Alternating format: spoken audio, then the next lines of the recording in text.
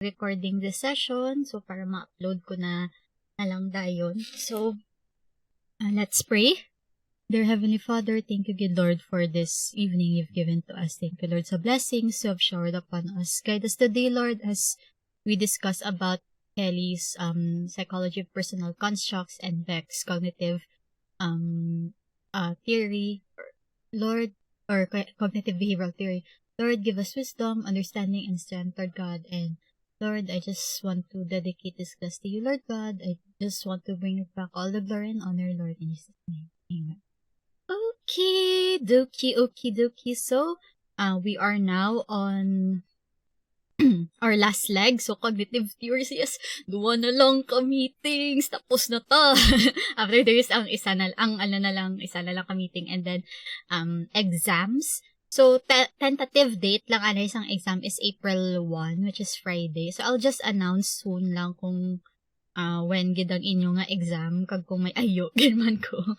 Pero just be prepared lang, gid. Kay, I'm still, settling things pa man sa piyak ko nga classes. So, okay, so without further ado, no? So I hope that you're ready already. So, let's begin our class with Kelly's Psychology of Personal Construct. Okay, so let's welcome Miss Puod and Miss Ponsalat. Okay, you have the floor na po. Hello everyone, good evening. I hope you are all feeling great. Tonight, Abby and I are going to discuss George Kelly's Psychology of Personal Construct. Let's get started with his biography. Next slide, please. George Alexander Kelly was born on April 28, 1905 on a farm near Perth, Kansas. He was the only child of Elfreda M. Kelly and Tudor V. Kelly. Kelly attended 4 different high schools in 4 years, and after his graduation, he spent 3 years at Friends University and a year at Park College. Kelly was a man of many and diverse interests. He has an undergraduate degree in physics and mathematics, but he was also a member of the college debate team and became intensely concerned with social problems. This interest led him to the University of Kansas, where he received a master's degree with a major in educational sociology and a minor in labor relations and sociology. Kelly moved several times and held a variety of positions. He taught soapbox oratory at a special college for labor's organizers. He conducted classes in speech for the American Bankers Association. He taught government to an Americanization class for prospective citizens. He is also a professor and instructor in some prestigious universities. He also coached drama, and from there he met his future wife, Gladys Thompson. He also worked as an aeronautical engineer. He also went to the University of Edinburgh as an exchange student, receiving an advanced professional degree in education. And when he returned, he began to pursue a career in psychology and completed a PhD with a dissertation on common factors in speech and reading disabilities. He began his academic career in 1931 at Fort Hays State College by teaching physiological psychology. And with the adversity that happened, he soon became convinced that he should pursue something more humanitarian than physiological psychology. That's why he decided to become a psychotherapist, wherein he is counseling college and high school students in the Hays community. Kelly obtained legislative support for a program of traveling psychological clinics in Kansas. He and his students travel widely throughout the state, providing psychological services during those hard economic times. And during this period, he also evolved his own approach to therapy. During the World War II, Kelly joined the Navy as an aviation psychologist. And in 1955, he published his most important work, which is The Psychology of Personal Constructs. And during those post war years, he became a major force in clinical psychology in the United States. And he was the president of both the clinical and the consulting divisions of the American Psychological Association and was also a charter member and later became the president of the American Board of Examiners in Professional Psychology. Unfortunately, Kelly died on March 6, 1967, before he could complete revisions of his theory of personal construct. Next slide, please. So, for the main tenets, first, Kelly believed that the universe is real, but that different people construe it in different ways. Next, personal construct theory does not try to explain nature. Rather, it is a theory of people's construction of events, that is, their personal inquiry into their world. And lastly, Kelly believed that the person, not the facts, holds the key to an individual's future. These main points will be discussed later. So, for the overview of personal construct theory, George Kelly's theory of personal construct is like no other personality theory. So, tinawag din itong cognitive theory, behavioral theory, existential theory, and even phenomenological theory. Pero yung pinaka-appropriate term for this is the meta theory or a theory about theories. And according to Kelly, all people anticipate events by the meanings or interpretations they place on those events. And yung mga meanings or interpretations na to is tinatawag nating constructs. And people exist in the real world, but their behavior is shaped by their gradually expanding interpretation or construction of that world. People are not victims of circumstances because alternative constructions are always available. So we have here the term constructive alternativism. So this is Kelly's view that the events can be looked at from a different perspective. So it has one basic postulate and 11 supporting corollaries. And later we will discuss it one by one. So next slide, please. For Kelly's philosophical position, so for him, human behavior is based both on reality and person's perception of reality. Hindi lang sa reality, hindi lang sa person's perception, but both. That's why he rejected Skinner's position that behavior is shaped only by the environment, which is unreality only. Kelly believed that the universe is real, but that different people construe it in different ways. So each of one of us have different perceptions, expectations, and behaviors. So for him, people's personal constructs or ways of interpreting and explaining events or the patterns that we create in our mind and attempt to fit over the realities of the world hold the key to predicting our behavior. So personal construct theory or a psychology of the human quest, it does not say what has or will be found, but proposes rather how we might go about looking for it. So hindi siya matter or it's not about the answer, but how we look for the answer. It is a theory of people's construction of events that is their personal inquiry into their world, and it doesn't try to explain nature. Next, please. So, person as scientist. When we decide what food to eat, what shows to watch, or what occupation to enter, we are acting the same manner as a scientist. That is, you ask questions, you formulate hypotheses, you test them, you draw conclusions, and you try to predict future events. So, your perception of reality is colored by your personal constructs or your way of looking at, explaining, and interpreting events in your world. So, 'di ba, kagaya ng isang scientist, gusto din nating malaman or gusto nating maintindihan or ma-understand kung ano nga ba yung mga nangyayari sa paligid natin. That's why we make predictions about what will happen next. And we try to create some theories to explain those events. And a person's conclusions are not fixed or final because they are open to reconsideration and reformulation. So scientist as person. Kelly's theory is not exempt from restructuring. Kelly presented his theory as a set of half-truths and recognized the inaccuracy of its construction. So if people can be seen as scientists, then scientists can also be seen as people. Therefore, ang pronouncements of scientists should be regarded with the same skepticism with which we view any behavior. Because pare-pareho tayong lahat, we can use our imagination to see everyday events differently. Personality theorists can use their ingenuity to construe better theories. Next, please. Construct, ay, pabalik po, please. Okay. Constructive alternativism. The philosophy of constructive alternativism assumes that piece by piece accumulation of facts does not add up to the truth. Rather, it assumes that facts can be looked at from different perspectives. So different people construe reality in different ways and are capable of changing his or her view of the world, which means na meron tayong palaging available alternatives on how we look at things or the events. Kelly also believed that the person, not the facts, holds the key to an individual's future. Facts and events do not dictate conclusions, rather, they carry meanings for us to discover. We are all constantly faced with alternatives which we can explore if we choose to. In other words, we can always change our minds.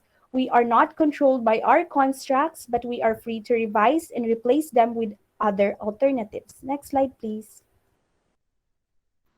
So, personal constructs. Kelly's philosophy assumes that people's interpretation of a unified, ever changing world constitutes their reality. So, all people continually create their own view of the world. We have different outlook or um, perceptions of this world. Some people are quite inflexible or closed and seldom change their way of seeing things. They are fixed kung ano ang ilang nga ginapatihan. They cling to their view of reality even as the world changes. For example, ang people with anorexia nervosa continue to see themselves as fat, pero ang ilang nga weight continue nga nag-drop to a life-threatening level. Manya people construe a world that is substantially different from the world of other people. For example, ang mga psychotic patients in mental hospitals, they talk to people whom no one else can see but them. So Kelly would insist that these people, along with everyone else, are looking at their world through transparent patterns or templates that they have created in order to cope with the world's realities. So although these patterns or templates do not always fit accurately, they are the means by which people make sense out of the world. Kelly referred to these patterns as personal construct, which is one's way of saying how things or people are alike and yet different from other things or other people. So for the basic postulate, we have this basic assumption that assumes that a person's processes are psychologically channelized by the ways in which that person anticipates events. And Kelly clarified this fundamental assumption by defining its key terms. So first, person's processes refer to a living, changing, and moving human being. Kelly was not concerned here with animals, with the society, or with any part or function of the person. He did not recognize the motives, the needs, the drives, or the instincts as forces underlying motivation because life itself accounts for one's movement. He also used the term channelize, which means to suggest that people move with a direction through a network of pathways or channels. Second is ways of anticipating events, which suggests that people guide their actions according to their predictions of the future. Neither the past nor the future determines our behavior. Rather, our present view of the future shapes our actions. Next slide, please. So to elaborate his theory of personal constructs, Kelly proposed 11 supporting corollaries, all of which can be inferred from his basic postulate. So for number one, similarities among events. No two events are exactly alike, yet we construe similar events so that they are perceived as being the same. For example, one sunrise is never identical to another. So ang subong nga sunset is not the same as kagapon, and tomorrow's sunrise will not be the same as subong. But each day follows something of a similar pattern or some replication of events. So Kelly referred to this similarity among events as the construction corollary, which states that a person anticipates events by construing their replications. So this corollary again points out that people are forward-looking. Their behavior is forged by their anticipation of future events. It also emphasizes the notion that people construe or interpret future events according to recurrent themes, or replications. So people see similarities among events and use a single concept to describe the common properties. For number two, differences among people. Kelly called this emphasis on individual differences the individuality corollary, which states that persons differ from each person in their construction of events. Because people have different experiences, they construe the same event in different ways. No matter how closely associated two people are, they cannot play exactly the same role in any situation. Therefore, they will interpret events differently. Even ang mga kapid, even identical twins living in nearly identical environments do not construe events exactly the same. Both the substance and the form of their constructs are different. For example, again, the philosopher, the lawyer, the scientist, the word truth has a different substance and a different meaning sa kada isa sa ila. A philosopher may subsume the construct truth under the rubric of eternal values.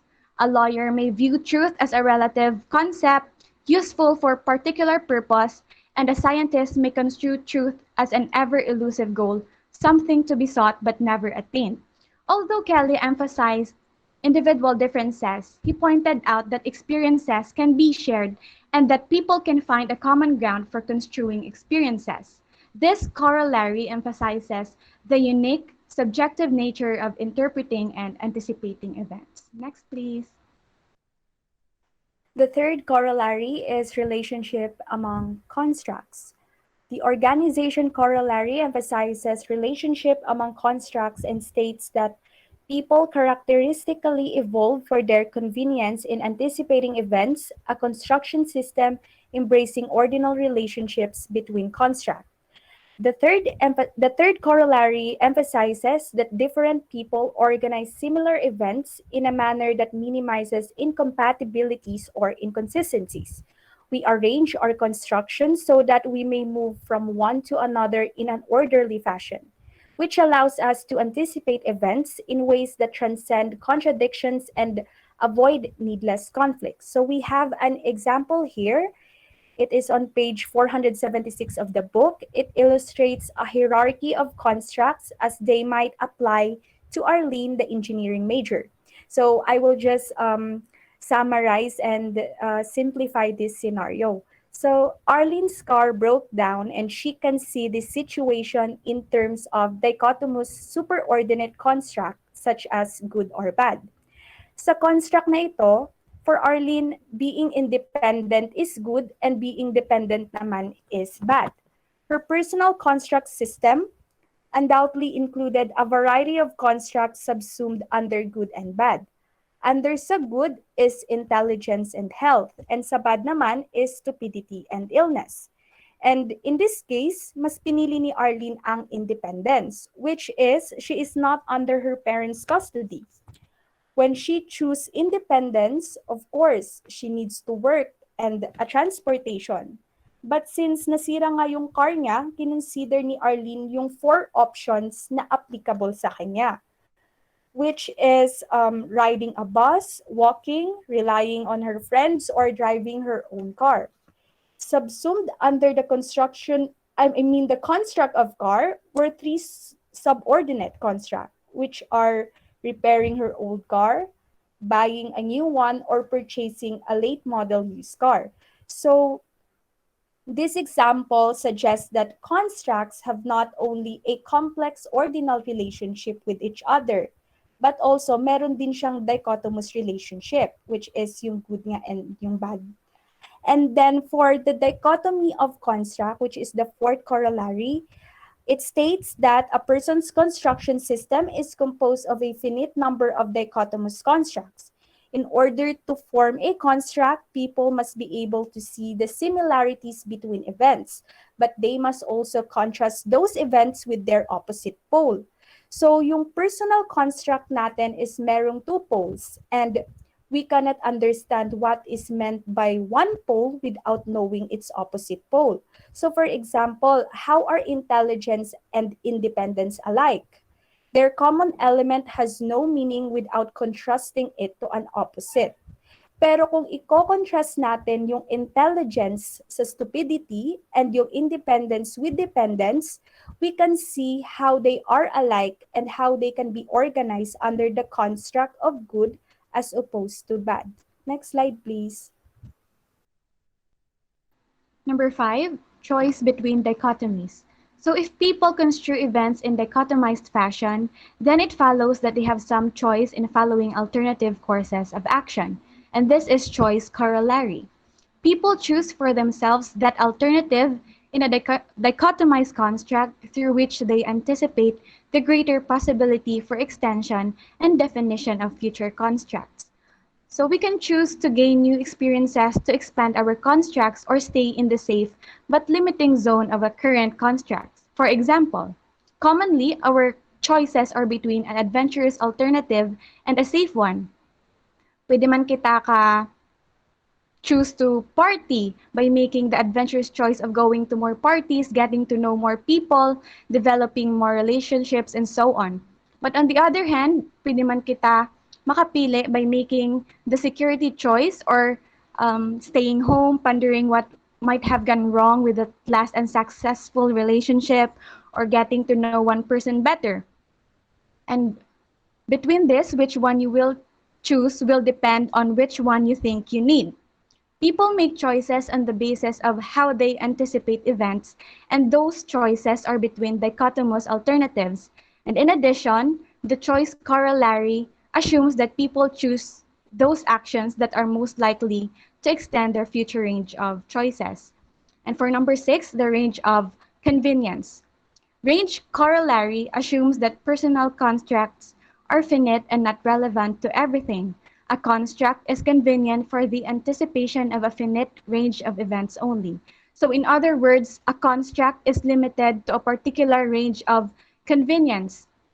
For example, most people probably would agree that Saddam Hussein, best known nga dictator, Adolf Hitler and Mother Teresa are within the range of convenience of the construct villain versus saint. Some might disagree about whether other individuals fall within its scope.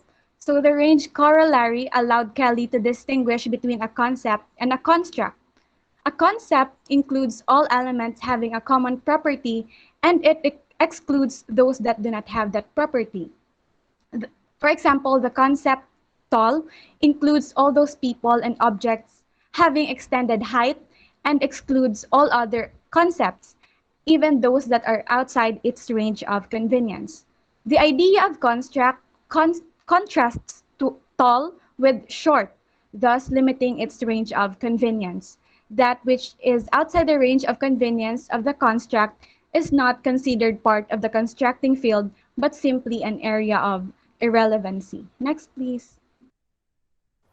7 corollary is experience and learning. Experience corollary states that a person's construction system varies as he or she successively construes the replication of the events. Kelly used the word successively to point out that we pay attention to only one thing at a time. The events of one's construing march single file along the path of time. Experiences consist of the successive construing of events. The events themselves do not constitute to experience. It is the meaning that we attach to them that changes our lives. When things do not happen as expected, we adapt and change our construct, and these new experiences alters our future anticipations because we learn from the experiences. So for example, you choose to be independent rather be dependent on your parents. For you, yung independence is freedom from outside interference kasi walang mangingialam sa'yo. However, naka-encounter ka ng mga unexpected happenings na made you broke and in debt. So you began to alter the meaning of independence to include responsibility. Kasi naranasan mo ngang maghirap. So hindi na lang freedom yung naka-assign sa independence, kundi meron na ring responsibility. The events did not force restructuring of your constructs. Instead, your existing constructs were flexible enough to allow and adapt to experience. The eighth Corollary is adaptation to experience. Modulation corollary states that the variation in a person's construction system is limited by the permeability of the construct within whose range of convenience the variants lie. This corollary follows from and expands the experience corollary. It assumes that the extent to which people revise their constructs is related to the degree of permeability of their existing constructs. We can say na permeable ang isang construct if new elements can be added, and impermeable naman if we cannot admit new elements. So for example, if a man believes that women are inferior to men, then contradictory evidence will not find its way into his range of convenience. Instead, he will attribute the achievements of women to luck or unfair social advantage. A change in events means a change in constructs only if those constructs are permeable. Next slide, please. For number 9, incompatible constructs. So although Kelly assumed an overall stability or consistency of a person's construction system, his fragmentation corollary allows for the incompatibility of specific elements. A person may successively employ a variety of constructive subsystems which are inferentially incompatible with each other. So at first, it may seem as if personal constructs must be compatible. But if we look to our own behavior and thinking, we can easily see some inconsistencies. For example, ang isa ka tawo, makita naton nga isog siya kung nagatubang siya, kung may ido siya nga atubang. Pero he or she may look coward when confronting a boss or teacher. So although our behaviors often seem inconsistent, Kelly saw underlying stability in most of our actions. Next example, a man might be protective of his wife, yet encourage her to be more independent. Protection and independence may be incompatible with each other on one level, but on a larger or higher level, both are subsumed under the construct of love. Thus, the man's actions to protect his wife and to encourage her to be more independent are consistent with a larger superordinate construct. And for number 10, similarities among people. Although Kelly's second supporting corollary assumes that people are different from each other, his commonality corollary assumes similarities among people to the extent that one person employs a construction of experience which is similar to that employed by another, that person's processes are psychologically similar to those of the other person. So two people need not experience the same event or even similar events for their processes to be psychologically similar. They must merely construe their experiences in a similar fashion. For example, two people might arrive at similar political views, although they come from different backgrounds. Ang isa halin sa wealthy family, having a life of leisure and contemplation, while the other may have survived a destitute childhood, struggling constantly for survival, yet both adopt a liberal political view. So although people of different backgrounds can have similar constructs, people with similar experiences are more likely to construe events along similar lines. Within a given social group, people may employ similar constructions, but it is always the individual, never society, who construes events. This is similar to Albert Bandura's notion of collective efficacy. It is the individual, not society, who has varying levels of high or low collective efficacy. Kelly also assumes that no two people ever interpret experiences exactly the same. So for our last corollary, we have sociality corollary. It states that to the extent that people accurately construe the belief system of others, they may play a role in a social process involving those other people. People do not communicate with one another simply on the basis of common experiences or even similar constructions. They communicate because they construe the constructions of one another.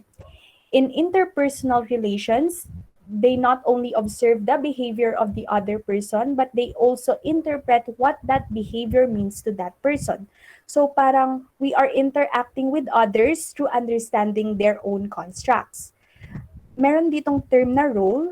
A role refers to a pattern of behavior that results from a person's understanding of the constructs of others with whom that person is engaged in a task. So for example, again si Arlene, when Arlene was negotiating with a used car dealer, she construed her role as that of a potential buyer because she understood that that was his expectation of her. At other times, and with other people, Arlene construes her role as a student, as an employee, daughter, girlfriend, and so on. Yung co-role naman, we define ourselves in terms of who we really are. It gives us a sense of identity and it provides us with the guidelines for everyday living. Next slide, please. For the applications of personal construct theory, first we'll tackle about the abnormal development. So in Kelly's view, psychologically healthy people validate their personal constructs against their experiences with the real world. Healthy individuals not only anticipate events but are also able to make satisfactory adjustments when things do not turn out as they expected. While unhealthy people, on the other hand, stubbornly cling to outdated personal constructs, fearing validation of any new constructs that would upset their present comfortable view of the world. And for the disorder, Kelly defined this as any personal construction which is used repeatedly in spite of consistent invalidation. A person's construction system exists in the present, not the past or future. Psychological disorders, therefore, also exist in the present. They are caused neither by childhood experiences nor by future events. Psychologically unhealthy people, like everyone else, possess a complex construction system. Their personal constructs, however, often fail the test of permeability in one of two ways. They may be too impermeable, closed, resistant, or they may be too flexible. In the first instance, new experiences do not penetrate the construction system, so the person fails to adjust to the real world. For example, a man seriously dependent on alcohol who refuses to see himself as addicted to alcohol even as his drinking escalates and his job and marriage disintegrate. On the other hand, a construction system that is too loose or flexible leads to disorganization, an inconsistent pattern of behavior, and a transient set of values. Such an individual is too easily shaken by the impact of unexpected minor daily events. Next, please. So we have here four common elements in most human disturbance. First is threat. People experience threat when they perceive that the stability of their basic construct is likely to be shaken. Kelly defined threat as the awareness of imminent comprehensive change in one's core structures. One can be threatened by either people or events, and sometimes the two cannot be separated. For example, during psychotherapy session, clients often feel threatened by the prospect of change, even change for the better. So if they see a therapist as a possible instigator of change, they will view that therapist as a threat. Next is fear, a specific threat to one's personal construct. Fear, on the other hand, is more specific and incidental. Kelly illustrated the differences between the threat and fear with the following example. A man drives his car dangerously as the result of anger. These impulses become threatening when the man realizes that he may run over a child or be arrested for reckless driving and end up as a criminal. In this case, a comprehensive portion of his personal construct is threatened. However, if he is suddenly confronted with the probability of crushing his car, he will experience fear. So the threat demands a comprehensive restructuring and yung fear naman is more on incidental one. For the third element, the anxiety. which is defined as the recognition that the events with which one is confronted lie outside the range of convenience of one's construct system. People are likely to feel anxious when they are experiencing a new event. For example, a boy has been abused in early childhood may not have the constructs to accommodate kindness from others. The pathological anxiety exists when a person's incompatible constructs can no longer be tolerated and the person's construction system breaks down. And lastly, the guilt. It is the sense of having lost one's core role structure. People feel guilty when they behave in ways that are inconsistent with their sense of who they are. Example sa aton nga students, um, because of the expectation of our parents, kung naga-tinamad kita or naga-procrastinate, naga-feel kita guilty because they spend so much money for us pero gatinamad kita. But people who have never developed a core role do not feel guilty. They may be anxious or confused, but without a sense of personal identity, they do not experience guilt. For example, a person with an underdeveloped conscience has little or no integral sense of self and a weak or non-existent core role structure. And such a person has no stable guidelines to violate and hence will feel little or no guilt even for depraved and shameful behavior. That's all. Thank you. Thank you. Okay, thank you very much, Group 16. So, I have few questions lang. So, sa inyo, in summary, what do you think is Kelly's personal construct theory all about? Sige, yes. For me po, ma'am, George Kelly's theory emphasizes po na yung present view po natin of the future determines our behavior. Mm-mm. And tayo pong mga tao, na-mention po kanina na we act like a scientist in which we are interested to know what is going on sa world natin. And I would like to emphasize lang po yung sa constructive alternativism because it emphasizes there po na how individual perceive their own experience and how their personal construct change as they experience new experiences po. Okay. Sige. How about your partner? For me, ma'am, personal construct theory is all about how people form their own unique ideas about how the world works, which they then use to interpret information and experiences. Ang aton nga personality is composed of the various mental constructs through which each person's views the reality. So since every one of us have different experiences, everyone's construction of reality is different. Mm-mm. Okay. Sige, so, next question ko is, what do you think is the impact of Kelly's theory sa psychology? Sige, yes, miss. For me naman po, ma'am, since si Kelly po is one of the pioneer to emphasize cognitive sets, his idea po about personal construct has opened so many doors and opportunities po in the field of social and personality psychology. And also po, if you read the book po, is meron po siya dong rep test, which is very useful po for identifying personalities. Yun lang po. Sige, how about your partner? Excuse me.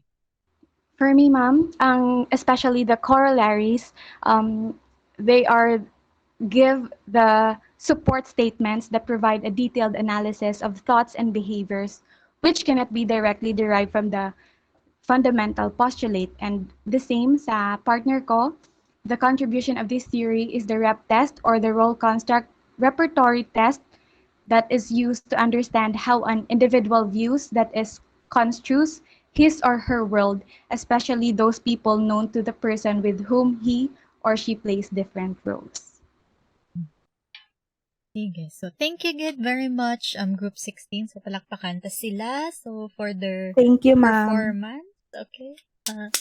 Virtual clap. Okay, so next is group 17, which is all about, or they will talk about um ano na siyang ano? 17 nga band. Okay, very K-pop team bang ilang nga report. Sige, so let's welcome Miss Resio and Miss Resano. Anong tawag sa fandom ng 17? Carrots. Mga carrots. Mga carrots fans. Carrots. Ha?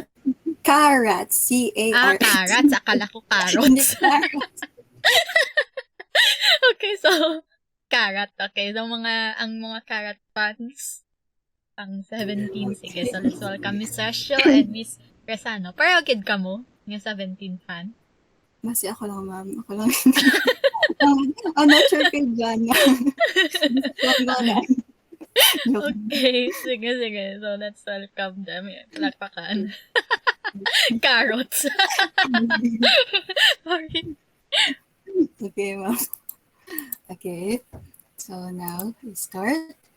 We are now down to the last few topics of our theories of personality, and we have tackled a lot from psychoanalysis down to the behavior learning theories. And to remind lang, we are now currently in the cognitive theories. And I, Ina Rashan, together with my partner Jana Rizano, we are the group 17 right here to discuss about Aaron Beck's cognitive theory or cognitive therapy.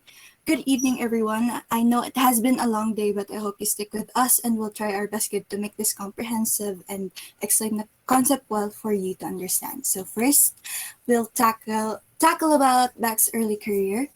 So first, Aaron Beck was actually, wala nakabutang, but he was born in July 18, 1921, and actually last year lang siya nag-pass away, November 1. And he's known as the father of cognitive behavioral therapy, and as well as a leading researcher for psychopathology. And Aaron Beck, who was originally a trained psychoanalyst, drew on his own experience, just like other proponents, to derive some of his insights about the role of cognition in treating emotional disorders. So he was forced to repeat first grade kay nagka-playground accident. So he injured his arm and nagka-infection na kay back then wala pa penicillin, which is an antibiotic to prevent infection. Nag-slow ang healing sang iya injury, so na-behind siya and nag-stop siya first grade, so na-behind siya from his classmates in iya maka-age. So this led him at first to feel stupid and incompetent. He decided, however, to work hard to overcome his feelings and improve himself that I could do things that if I got into a hole and I could dig myself out. So if you got into a situation, you could get yourself out or you can conquer it. Mina ang pagpatikid ni Beck. That's so inspiring. Sana. Beck discovered at an early age that he could change his moods and feelings by a kind of cognitive self-help treatment.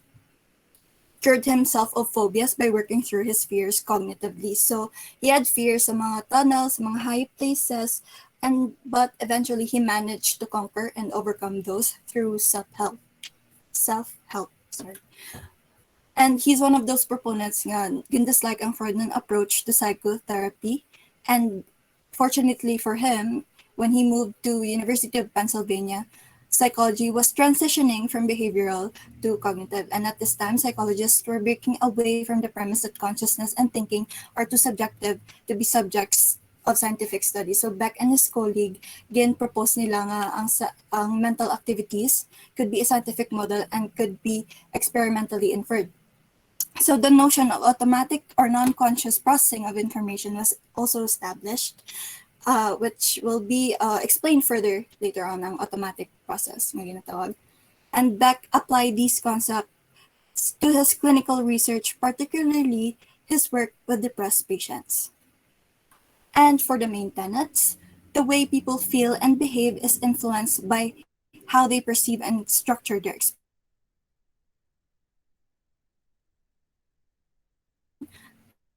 And for the third, clients' beliefs have highly personal meanings. And last, that these meanings can be discovered by the client rather than being taught or interpreted by the therapist. And to introduce us to the cognitive therapy, I'm passing the floor to Miss Jana. So, introduction to Beck's cognitive therapy. So, cognitive therapy was a result of Beck's research on depression. So, CT is developed at the same time Elise was developing the REBT, pero both approach were created independently. So, these are the similarities of cognitive therapy, rational emotive behavior therapy, and behavior therapy. So, they are all active, directive, time limited, present centered, problem-oriented, collaborative, structured, and empirical. So use of homework and required explicit identification of problems and situation in which they occur. So the therapist asks question to the clients. Next slide, please. Cognitive therapy. So as what I've mentioned earlier, it is the result of Beck's research on depression. So Beck's observation of depressed clients revealed that they had negative bias in their interpretation of certain life events, which contributed to their cognitive distortion. And ang mga psychological problems daw natin, according to Beck, is galing sa faulty thinking, making incorrect inferences on the basis of inadequate and incorrect information, and failing to distinguish between fantasy and reality. Next slide, please. So, cognitive therapy is an insight-focused therapy and with a strong psychoeducational component that emphasizes recognizing and changing unrealistic negative thoughts and maladaptive beliefs. It is highly collaborative kay 'di ba ang clients and therapists works together. So hindi lang ang therapist ga tao kang instruction sa client, so client answers the question para siyang self treatment parang ganon. And it involves designing specific learning experiences to help clients monitor their automatic thoughts, examine the validity of their automatic thoughts, understand the relationship among cognition, feelings, and behavior, develop more accurate and realistic cognitions, and change underlying beliefs and assumptions. Next slide, please. So for the basic principles of cognitive therapy, so this is what was mentioned kaina na automatic thoughts. They have established automatic thoughts, which are personalized notions that are triggered by a particular stimuli that lead to emotional responses. So this is different from unconscious kag conscious nga concept ni Freud. Kaya ang automatic thoughts yeah is that there has to be a particular stimuli and, for example, situation para maka-trigger sa automatic thoughts. For example, ginatagan ka sang jowa mo sang gift on a very random day. So, your automatic thoughts could be, is that happy ka kag thankful ka kag ginatagan ka? Or, na-wonder ka, may ginatagan ka, may sala ni siya guro ay, or may kinanglan ni siya sakon. Something like that. So Beck was examining the dream content of depressed clients for anger that they were turning back on themselves. And he began to notice that clients exhibited a negative bias in their interpretation or thinking, just like what was mentioned by Jana kaina. Ang negative bias is that they only try to look at the pessimistic side of a situation, rather ang rational side or ang objective reality. So a primary focus of cognitive therapy is to assist clients in examining and restructuring their core beliefs or core schema. By encouraging clients to gather and weigh the evidence in support of their beliefs, therapists help clients bring about enduring changes in their mood and their behavior. So, ginpa-assess ni Beck sa clients ang mga negative automatic thoughts. Kaya pag mag-persist ang mga negative bias or thoughts, it will lead to psychopathology. So, ginpa-assess siya ni Beck, bisan layo siya or in contrast sa objective reality, and then gina-weigh and validate if accurate ang pagpati sa client sa mga negative biases nila. And if inaccurate siya, in-help sang therapist nga i-restructure ang aming mga core beliefs. And we also have cognitive distortions, which are systematic errors in reasoning that lead to faulty assumptions and misconceptions. And this will be for my types of cognitive distortions. But before that, we will define what is schema. To the concept of schemas. Beck used the concept of schemas and automatic thoughts to explain depression, anxiety, and another psychological disturbances. So the schema is coined by Frederick P. Bartlett. It is referred to an active organization of the past reactions or of past experiences. It is also an unconscious mental structures that represent an individual's generic knowledge about the world. So Beck essentially used the concept of schemas to propose that all psychological problems are a result of faulty information processes and least concerned with the history. Kaya diba, as what is stated earlier sa introduction, ang cognitive therapy is present-centered siya. And next slide please. So types of cognitive distortions or irrational thinking. First is arbitrary inferences. It refers to making conclusion without supporting and relevant evidences. And it concludes catastrophizing, which we only think about the negative or worst scenarios and outcomes for a situation. One evidence is enough to prove a person is guilty. So for instance, you begin your first job as a counselor and tapos iniisip mo agad na hindi ka na magugustuhan ng clients mo or coworker mo. So iniisip mo agad ang worst scenario or worst situation without an evidence na kaka-start mo pa lang, iniisip mo na agad na hindi ka nila magugustuhan. So second is, next slide please. So selective abstraction consists of forming conclusion based on isolated detail of an event.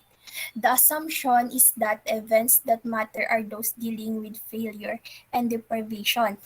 If it happens to you, it's nothing. But if it happens to me, it's a big thing. So for example, ina-assume mo agad na worthless ka dahil may errors kang ginawa as a counselor or dahil sa mga weakness mo. So nakafocus ka lang doon sa weakness mo or sa errors mo, tapos hindi mo na iniisip yung strength or success mo or kung ano pa ba pwede mong gawin para ma-overcome mo yun o mabago mo yung sarili mo. So you select the negativity, tapos doon ka lang nakafocus. So next slide please. Overgeneralization is a process of holding extreme belief on the basis of a single incident and applying them inappropriately to dissimilar events or settings. One example is representative of entire population. So, nag-generalize ka na agad without thinking if applicable ba yun sa situation. For example, if therapist ka, tapos hindi applicable yung treatment or intervention mo sa isa mong client, so iniisip mo agad na hindi na applicable yon sa iba mo pang client. Kahit ano man yung edad nila or gender nila. So iniisip mo na agad na ay hindi to gumana kay client A. So kay client A, B, C, D, hindi na to gagana yung intervention na to. So next slide please. Magnification and minimization consists of preserving a case or situation in a greater or that it truly deserves. So sa magnification, or for example, pinapalaki mo na agad yung maliit na bagay lang or maliit na pagkakamali na agad lang, pinapalaki mo agad. Tapos sa minimization is yung maliit na bagay, malaking bagay na siya, pero parang ano lang siya, pinapalit mo lang. For example, may major problems ka tapos hindi mo binabigyan ng attention, or yung mga achievements mo, minamaliit mo na agad siya. So next slide please.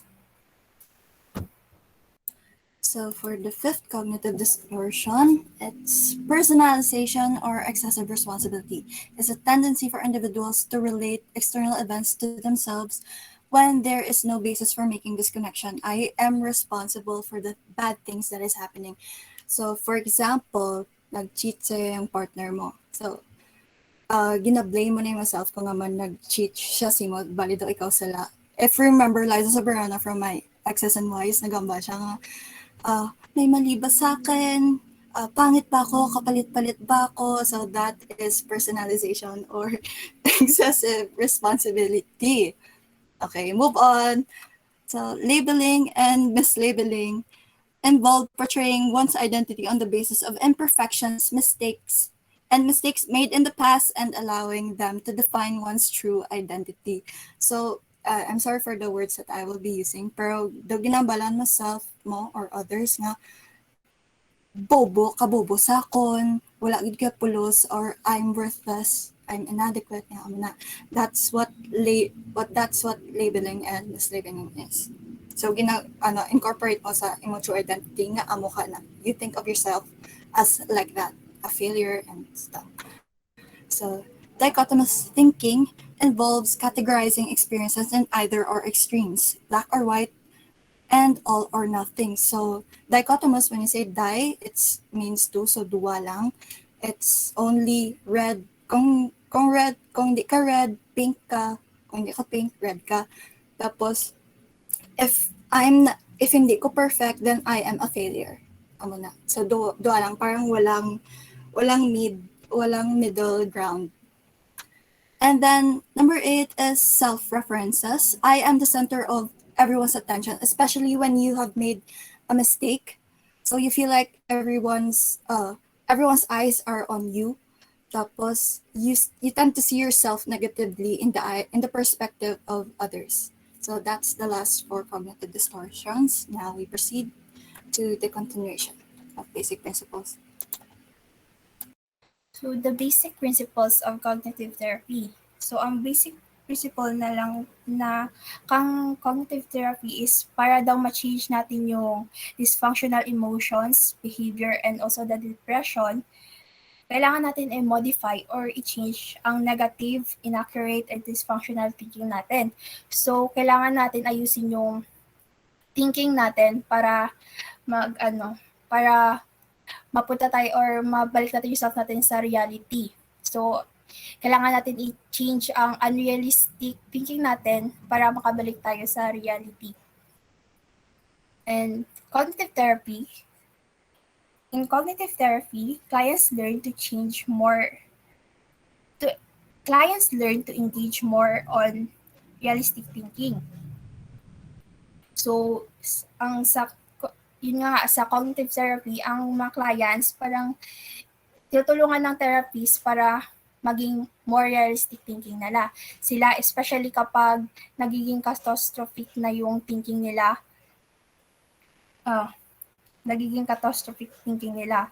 sila. So, clients are asked kung ano ba ang evidence or basis ng kanilang negative thought para mas maging realistic and ang view nila sa kanilang current situation.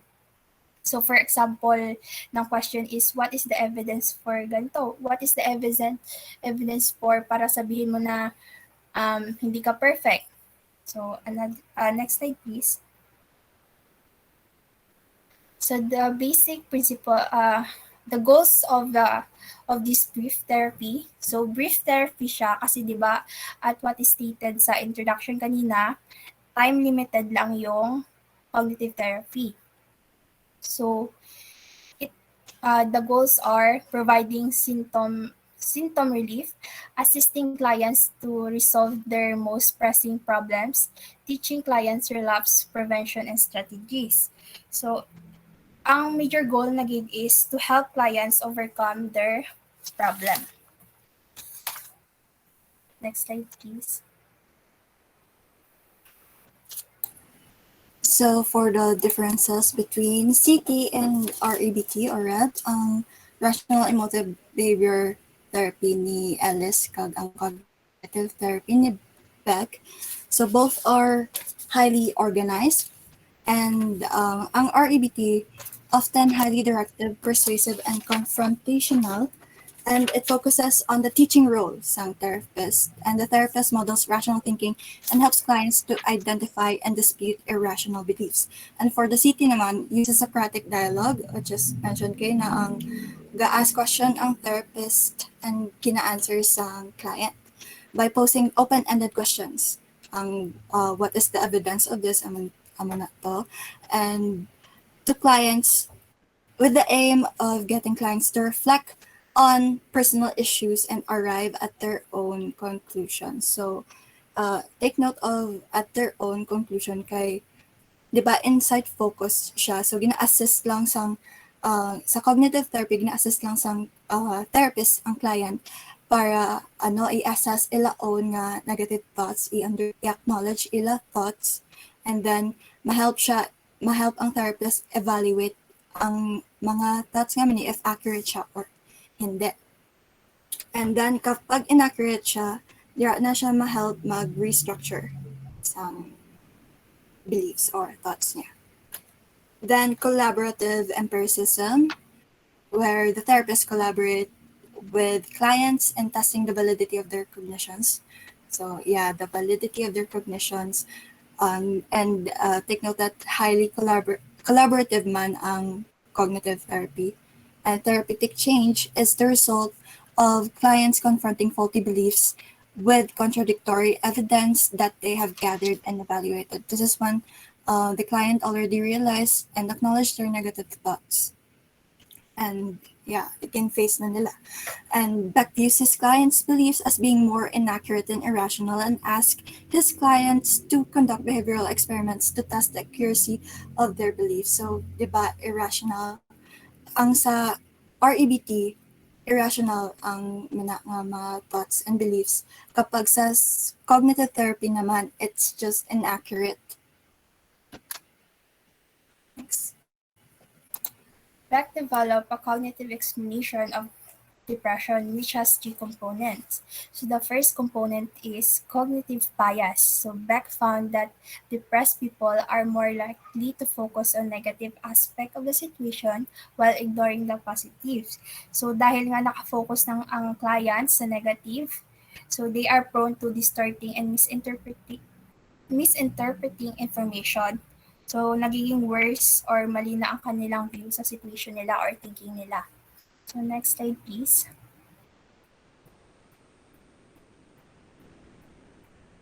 Second component is negative self-schema. So ang schema nga is a pack of knowledge. We store information and ideas about ourselves and the world around us. So ang schema daw, according to Beck, is developed during childhood. And schema is developed during childhood, and according to Beck, depressed people possess negative self-schema na galing sa kanilang negative experiences, such as yun nga yung childhood nila. For instance, or for example, parati kang kinikriticize ng parents mo negatively. So ang tendency nun, isang parang tingin mo na lang sa sarili mo is hindi ka na magaling or puro mali na ang ginagawa mo. And this negative self-schema can lead to cognitive bias. So next slide, please. The third component is the negative triad. So according to Beck, dahil sa cognitive bias and negative self-schemas, may negative triad. So ang negative triad is nagiging negative ang view natin sa ating sarili, sa mundo, at sa future. So for sufferers of depression, this occurs automatically and are symptomatic of depressed people. Next slide, please. So for the cognitive triad of depression, which was mentioned, the negative triad, Beck writes about the cognitive triad as a pattern that triggers depression. So clients hold a negative view of themselves, tendency to interpret the personal world in a negative manner, and depressed clients' gloomy vision that projections about the future. So we should remember this oneself, world, and the future. So this is the illustration of what a cognitive triad is. So the world, the future, and oneself or themselves. So pag sa world, everyone is against me because I am worthless. Kapag sa oneself, I am worthless and inadequate. To ang labeling kaina and labeling. And the negative views about the future, I'll never be good at anything. And this is more of the three components of the negative triad. Ang the self, nobody loves me. The world is an unfair place. The future, I will always be a failure. So these are distorted beliefs of clients resort to maladaptive thinking that affects his behavior and functioning. And that's it for our report. Thank you, everyone. And here are our references.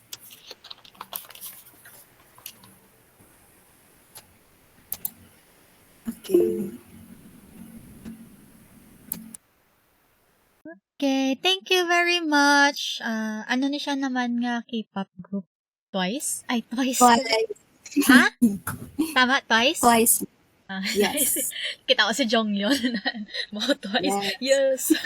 Okay, so, sige. So, thank you very much, Ina, and, sabi na, Miss Jana. Okay, tama? So, okay, so, questions lang sa inyo.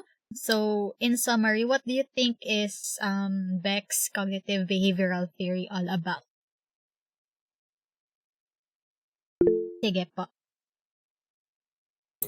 So, first, so ang cognitive theory, nag-focus yun siya sa automatic thoughts which was established by Beck, which are more on subjective experiences or perception mismo sa client or a person. So it's very insight focused and based on personal beliefs gid nimo. And it's leaning more toward self-help ang sa cognitive therapy niya. So it does not only recognize ang mga negative thoughts, but it also validates and establish ways in order to overcome them. There's a way that ang sa cognitive theory also para sa akin, nakita ko nga that there's a way that we can still restructure our beliefs towards ourselves, the world, and towards the future, which is the cognitive triad kaina. Okay. Sige, how about your partner? So, agree rin po ako kay Ina. And para po sa akin, ang cognitive theory is all about recognizing and changing unrealistic negative thoughts and maladaptive beliefs para matulungan ang clients sa mga problem nila, which is and to develop accurate and realistic recognitions. That's all po. Okay. So, what do you think is the impact of Beck's cognitive behavior theory sa psychology? So ako ulit first, ma'am. So acknowledge through cognitive distortions acknowledge ni Beck or ang mga irrational thinking that they could be the root cause ng certain illnesses, and this was still a basis on up until now sa mga therapy, and it lies heavily on the concept of self-help. Self-help which was established to cope and mag-deal sa real life situations. And ang mga ways and techniques ng cognitive therapy that has been successful in treating certain illnesses, especially sa depression and phobias and other certain illnesses, just like eating disorders and panic disorders. So it really contributed when it comes to therapy and treatment and the clinical aspect. Okay. How about your partner? So, ang application po ng cognitive therapies para sa akin po is, yun na nga po, it's a great help sa in treating depression, at hindi lang po sa depression, Also, to treat other psychiatric disorders such as yung nga po yung sinabi ni Ina, phobia, eating disorder, panic disorders, and such. Tapos, hindi lang po siya, parang big impact rin po siya sa therapy kasi po, it allows therapists and clients to collaborate with each other. And also sa family therapy rin po, may tulong rin po ang cognitive therapy. Tapos yung nga po para siyang sa self-help po, and pwede mo po siyang i-apply sa everyday life mo. Like for example, you think negatively of yourself, so it helps you po para mas makita mo yung positive side of self mo and hindi ka lang magpo-focus sa negative. So pwede mo pong i-improve pa yung sarili mo with the help of this cognitive therapy.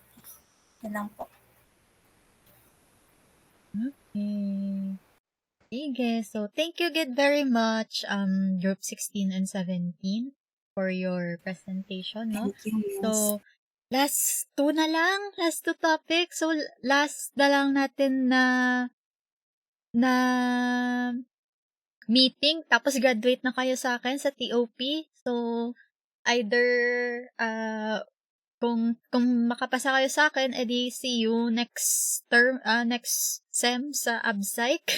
Kung hindi, see you again na lang sa sa TOP. But gapati man kung mga studios man kamo. So yeah, so ang dami yung topics to study. So that is from trait theory pakadto sa Filipino psychology. Okay? So, tentative date lang gani amo ko ang April 1. So, let's see lang danay kung April 1 gid man. So, maana lang ko ma-announce lang ko. But, like I said, amat-amat nyo lang ang inyong matrix, i-pass yung ang inyong mga report man, i-pass nyo man, mga requirements niyo. At the same time, yung psychobiography. Okay? So, ano pa ba? Any concerns before I check attendance, class?